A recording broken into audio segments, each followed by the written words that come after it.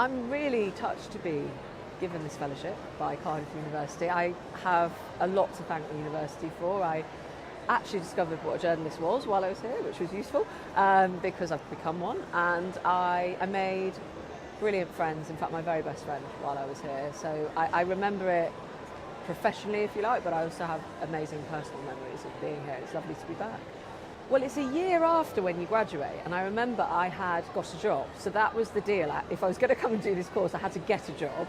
So I was working, and I loved being back because my greatest irritation about getting a job was how little holiday we had. So it was very good to be back in a place which I associated with, yes, the work, but the joy, going out, Chip Alley, all of the above. And I was really thrilled to be back with my friends and getting our degrees.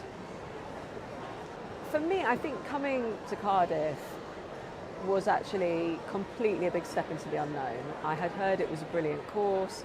I actually studied magazine journalism in my postgrad, and I have yet to work at a magazine. I have worked at newspapers and I have worked at TV and radio stations, but funnily enough, failed to do the thing I studied here, which I do find quite amusing. But I like the community of the school, I like the different disciplines, and I felt like rather than your undergraduate, which I studied history and politics and spent a lot of time debating people and then doing lots of other things, this was actually about trying to learn the craft.